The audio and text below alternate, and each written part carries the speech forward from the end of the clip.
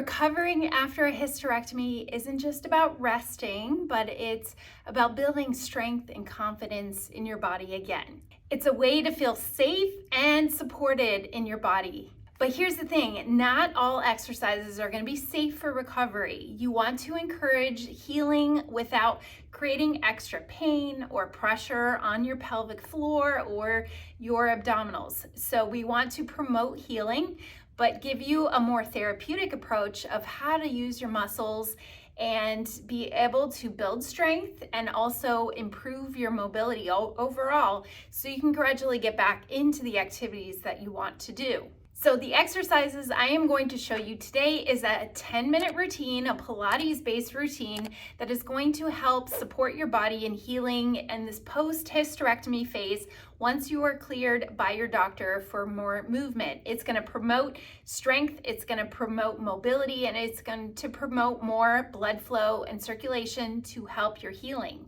Now, you don't need any fancy equipment. You just need a mat on the floor, a comfortable space, and I'm going to guide you through this 10-minute routine to do on a daily basis. My name is Dr. Dawn Andalone. I'm a pelvic floor specialist, and as a physical therapist working with women after a hysterectomy, I know there's a lot of information that you might not be able to find, whether you're talking to your doctor about what activities to do, how to help your core and your pelvic floor support that area again, or not realize that your pain may go up and down before it completely gets better. And what happens to your bladder? Do you start having more leaks or having issues with constipation and other problems that you didn't foresee in the future? You want to give your body helpful healing exercises to go along with this recovery, and every woman is going to be at different stages in their recovery and heal differently. So take these exercises as a foundation and a framework, but if your body feels uncomfortable or you feel like it's not quite right, really listen to your body and give it more rest. Do some walking, do some resting, do some light movement, but don't force anything that doesn't feel good. You can also go back and watch other hysterectomy recovery healing videos I have on this channel to talk you through this recovery process and what things might be helpful that you may not realize. So the first exercise is a cat-cow exercise. We're going to be on all fours, and I'm going to start with my knees under my hips and my hands under my shoulders. I'm going to gently just take a big inhale through my nose, and then as I exhale, I'm going to curl my spine and tucking my pelvis underneath me. And then I inhale, drop your navel toward the floor, and so you're lifting your tailbone up, and then exhale, curl back. So we're just getting some movement like an angry cat, curling your spine, tucking your pelvis, and it just should feel like a good movement through your mid and lower back and tucking your pelvis. And you're going to do 10 of those and syncing it with your breathing. Just don't hold your breath. It's not so important to really hyperventilate or think about the breathing too much. If that's confusing, no problem. Just talk through it by counting, or just keep your mouth open to make sure you're breathing. So that is a good first exercise to really connect to your core and get more movement through your lower back and your hips. The next one, you're going to be on your back, and we're going to do a pelvic tilt. So you can think about the same type of movement. So we are just gently lifting up the pubic bone, pressing your lower back into the mat, and then you're releasing your lower back off the mat, dropping your pubic bone down toward the floor, and curl under again. So from here, just imagine if you had a bowl of water on the front of your midsection here, that bowl of water is going to spill toward your chest, and then it's going to spill right between your legs. So you're just getting some rocking in the pelvis.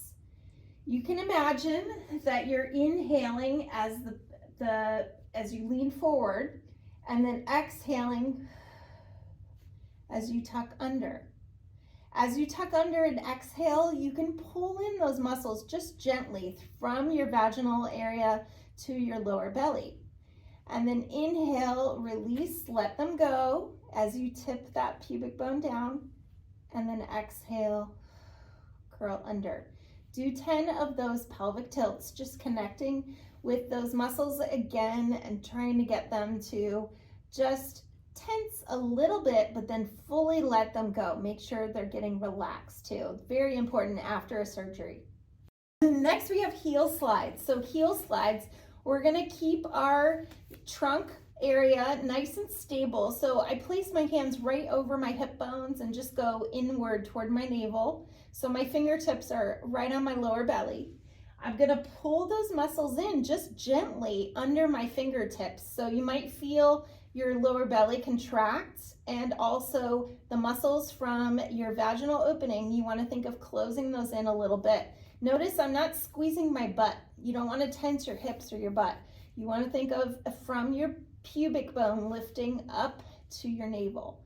So I'm gonna slide one leg along the floor while I keep that tension under my fingertips.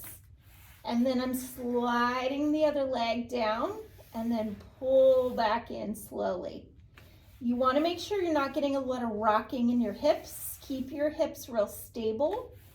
And I am breathing at the same time without holding your breath. You can do about 5 to 10 of those heel slides on each side. Nice and easy. Next, we're gonna look like a dead bug. Yes, that's what this exercise is called.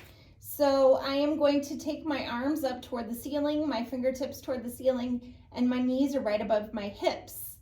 I'm going to, this takes a little coordination, I'm gonna move the opposite arm and leg away from each other. With my breathing, don't hold your breath, but you wanna try to keep contact of your lower back against the floor.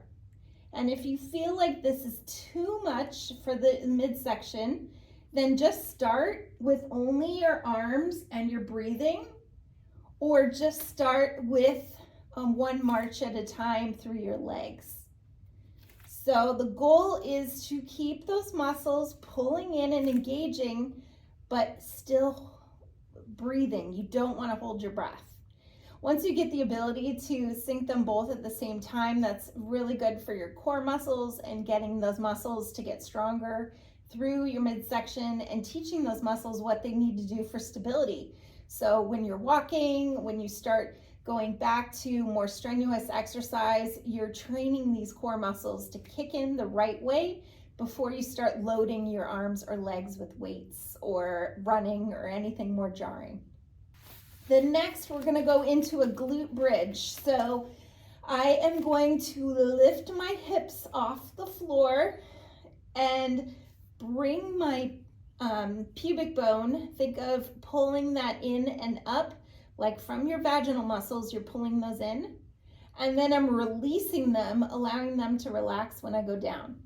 So I'm gonna pull the muscles in from my pelvic floor and my lower belly as I lift my hips. Notice I'm really getting my glutes to lift. You wanna get that full hip extension.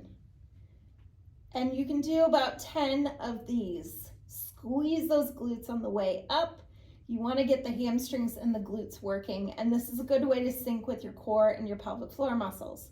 And do about 10 of those. You can do 2 to 3 sets if that feels like a good challenge for you.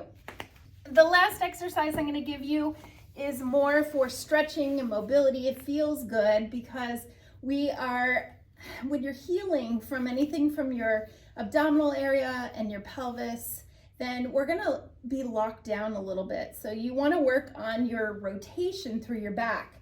So we call this an open book. I have my knees bent and I'm resting my head on a pillow. I'm gonna lift the top arm, the bottom arm is along the floor, and think of Pac-Man, think of a shark opening their mouth.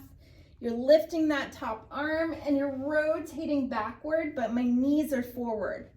And then I'm bringing it back. Inhale, and then I exhale, open the chest and rotate backward. So you want to keep the hand in line with your shoulder. Don't overstretch your shoulder, but keep your hand there so you're twisting and rotating from the rib cage.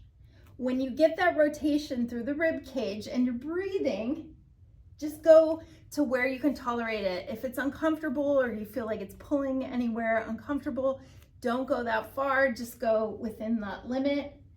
And that is going to help your spine rotation, which also helps your breathing and therefore helps your diaphragm, which is the top part of your core. So this is a feel-good exercise. You can do it on your bed or you can do it on your floor. Do about 10 times on each side. So I hope you found this video helpful.